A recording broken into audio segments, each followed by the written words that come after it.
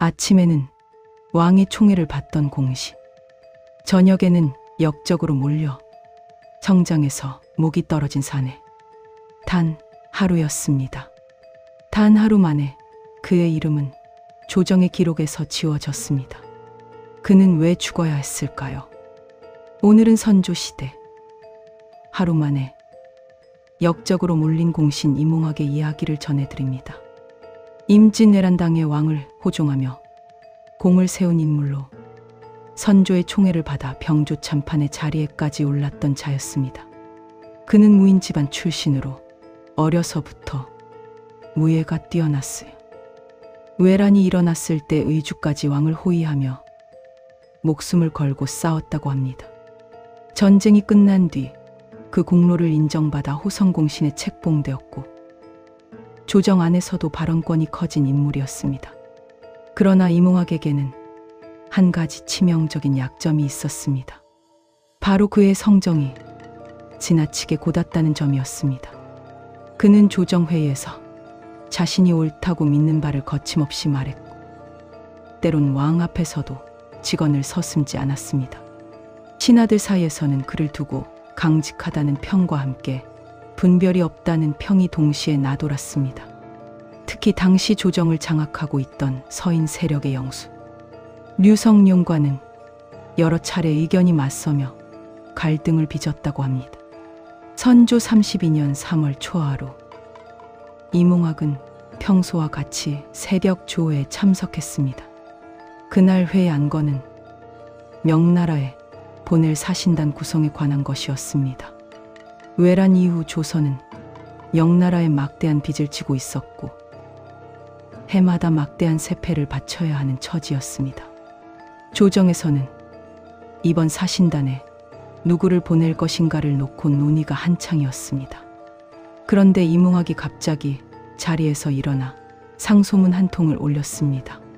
그 내용은 명나라에 보내는 세패가 지나치게 과중하여 백성들이 도탄에 빠져 있으니 이번 사신단을 통해 감면을 요청해야 한다는 것이었습니다. 그는 왕 앞에서 조목조목 백성들의 고통을 설명했고 명나라에 굽신거리기만 할 것이 아니라 조선의 입장도 분명히 전해야 한다고 주장했습니다. 조 회장은 순식간에 술렁였습니다. 명나라는 조선의 은인이자 상국이었습니다. 외란 당시 군사를 보내 조선을 구해준 나라였고 그 은혜를 갚는 것은 당연한 도리로 여겨지던 시절이었습니다. 이몽학의 발언은 명나라에 대한 불경으로 받아들여질 수 있는 위험한 것이었습니다. 조정의 대신들은 즉시 이몽학의 발언을 비판하기 시작했습니다. 영의정 류성룡이 나서서 이몽학을 꾸짖었습니다. 명나라의 은혜를 저버리는 발언이며 자칫 양국 관계에 금이 갈 수 있다는 것이었습니다. 다른 대신들도 하나둘 류성룡의 편에 서서 이몽학을 성토했습니다. 그러나 이몽학은 물러서지 않았습니다. 그는 명나라에 대한 예의는 지키되 백성이 죽어가는 현실을 외면할 수는 없다고 맞섰습니다. 선조는 난처한 표정으로 두 편의 논쟁을 지켜보았습니다. 왕은 이몽학의 충정은 이해하나 때와 장소를 가려야 한다며 온건한 질책을 내렸습니다. 그리고 이번 건은 더 논의한 후 결정하겠다며 조회를 마쳤습니다. 이몽학은 불만스러운 표정으로 궐을 나섰으나 그 자신은 아직 자신에게 닥칠 재앙을 알지 못하고 있었습니다. 조회가 끝난 직후 류성룡은 측근 대신들을 불러 모았습니다. 그는 이몽학의 행동이 단순한 직언이 아니라 조정의 질서를 어지럽히려는 의도가 있다고 판단했습니다. 이몽학은 무신 출신으로 조정의 예법에 어두우며 자신의 공을 믿고 교만해졌다는 것이었습니다. 류성룡은 이번 기회에 이몽학을 제거하지 않으면 앞으로 더 큰 화근이 될 것이라 여겼습니다. 그날 오후 궁궐 안에서는 묘한 움직임이 포착되었습니다. 류성룡의 측근들이 승정원과 사원부를 드나들며 무언가를 준비하고 있었습니다. 그들은 이몽학과 관련된 과거, 기록들을 뒤지기 시작했습니다. 그의 상소문, 발언 기록, 심지어 사적인 서신까지 모두 검토 대상이 되었습니다.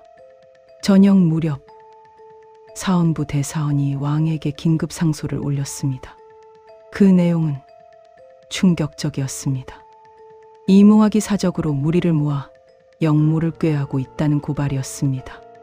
상소에는 구체적인 증거들이 나열되어 있었습니다.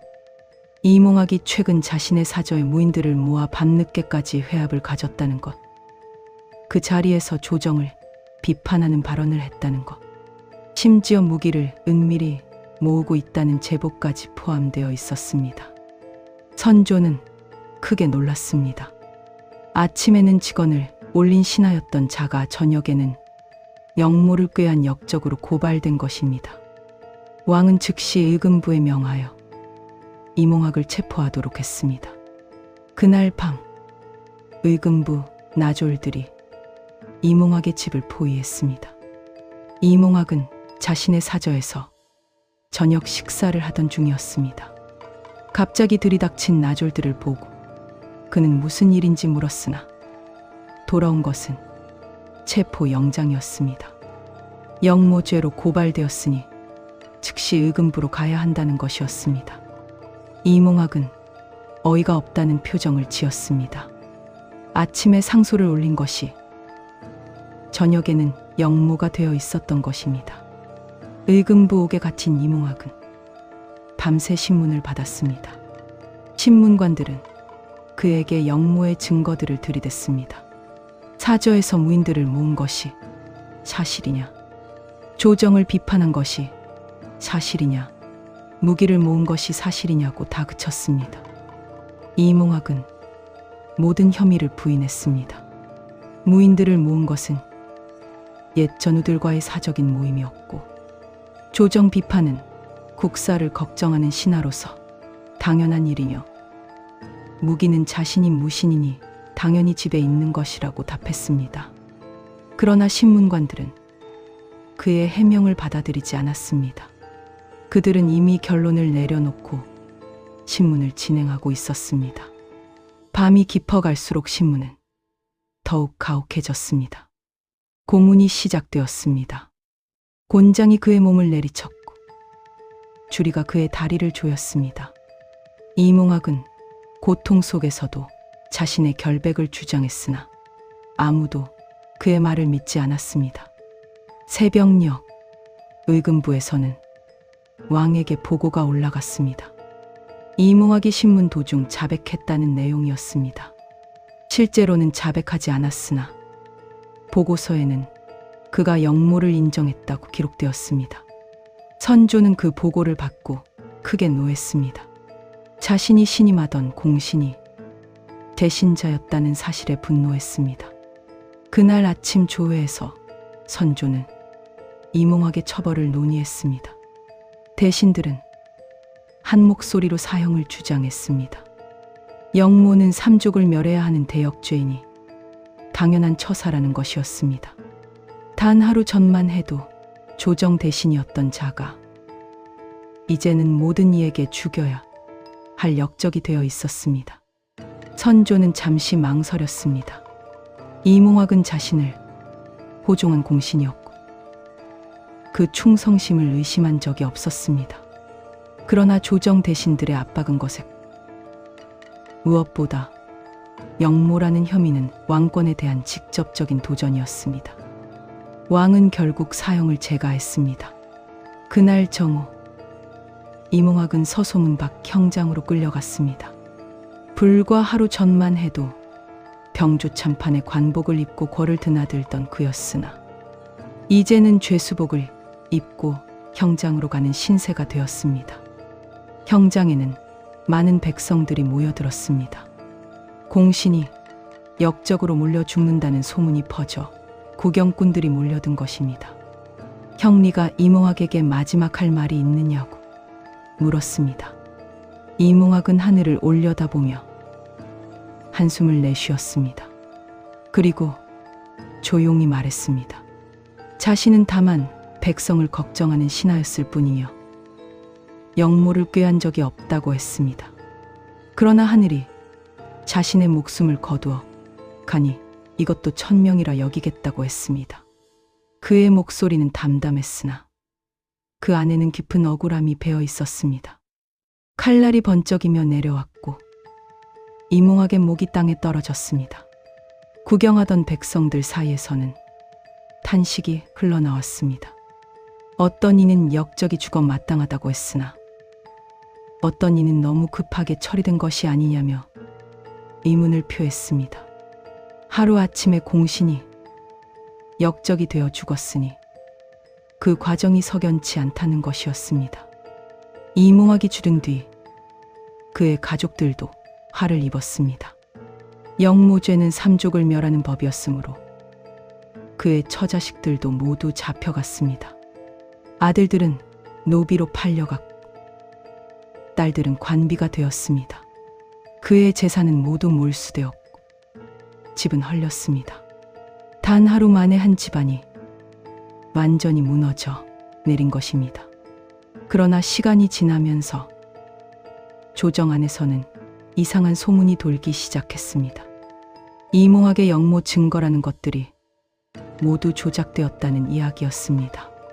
그가 무인들을 모은 것은 사실이나 그것은 단순한 친목 모임이었고 무기를 모았다는 것도 과장된 것이며 조정 비판 발언도 영모와는 무관한 것이었다는 주장이었습니다. 특히 의금부에서 신문을 담당했던 한서리가 양심의 가책을 느끼고 동료에게 털어놓은 이야기가 퍼졌습니다.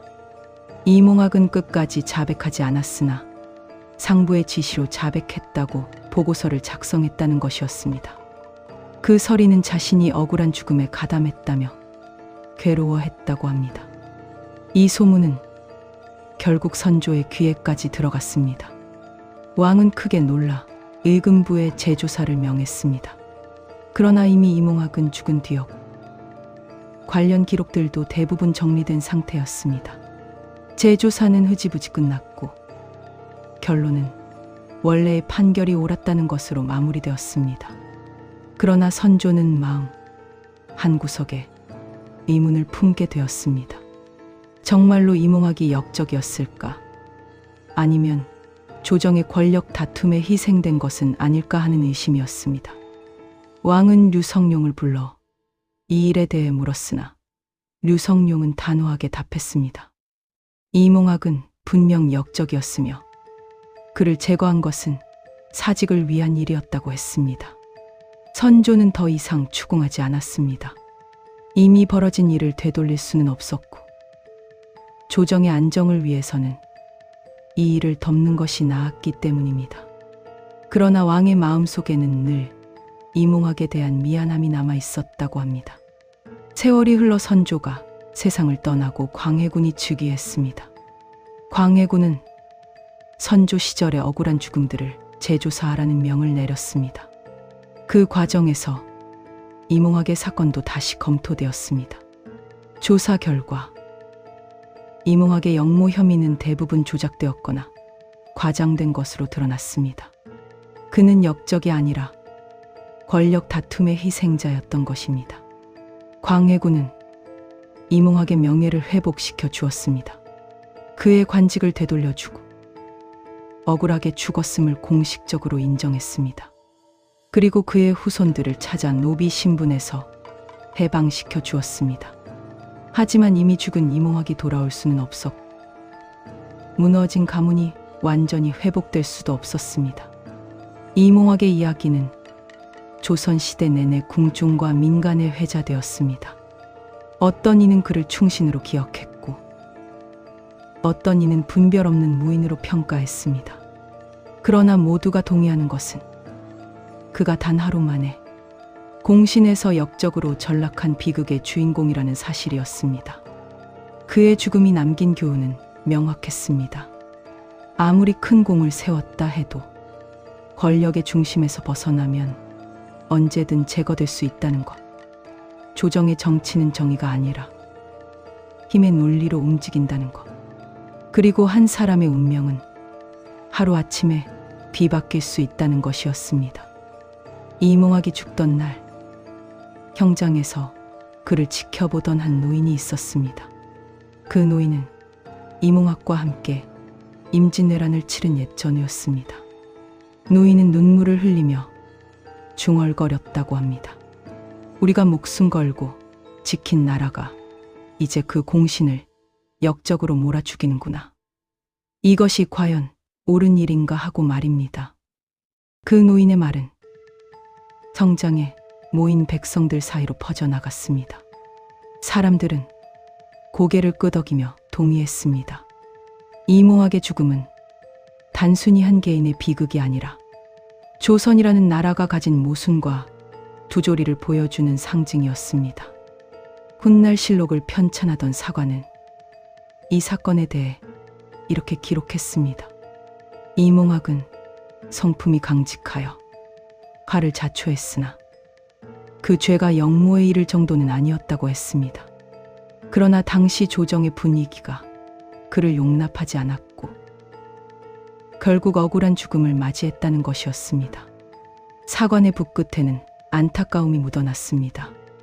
이몽학의 묘는 한양성 밖 어느 산자락에 초라하게 만들어졌습니다. 역적의 묘이니 비석도 세울 수 없었고 제사도 지낼 수 없었습니다.